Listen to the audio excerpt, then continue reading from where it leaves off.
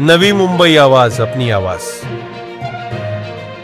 मंत्री आहे आणि तुम्ही अशा पद्धतीने बोलत असेल, नाव राधाकृष्ण ठेवायचं आणि कृत्य मात्र कंसाची करत असेल, तर हे कंसाची औलाद हाकलून काढा त्या पार्टीतून। तुम्ही तुमच्या मुख्यमंत्र्याला शेऱ्याला लागले का? फडणवीस साहेब एका इकडे कर्जमाफीची घोषणा करतं, तारीख देतं, आणि हे वाचाळवीर मंत्री महोदय सांगतं का कर्जमाफी किती डाव द्यायची, काय करायचं, किती डाव लुटायचं तुम्ही, त्याचं ठरलं नाही पाहिजे? अरे शुक्र माना लोक तुम्हाला मारत नाही। मी तर म्हणतो जो राधाकृष्ण विखे पाटलाची गाडी फोडून ना त्याला 1 लाखाचं बक्षीस माल मी तर फोडणारच आहे भेटला तर।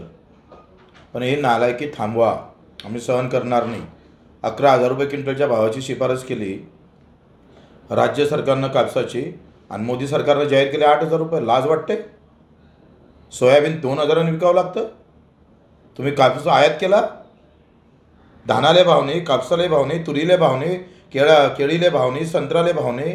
संत्रा पहा काय असतं, काय हाल आहे। तर मुख्यमंत्री आमच्या ढुंगणाखाली पाशी जवळ राहतं आणि रोज संत्र्याचे बगीचे तुटते। एक साधी व्हिजिट, एखादा शब्द मुख्यमंत्र्याच्या तोंडातून काहीच नाही।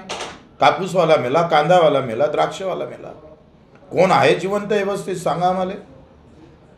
मग तुम्हीच इकडे नालायकी करायचे ना, तुम्हीच खिपलं काढायचे। आम्ही सहन करणार नाही। आम्ही तर म्हणतो शेतकऱ्यांना सहन केला नाही पाहिजे। सडेतोड उत्तर द्या, काय होऊन गुन्हे दाखल होऊन ते पाहून घेऊ। नवी मुंबई आवाज, अपनी आवाज।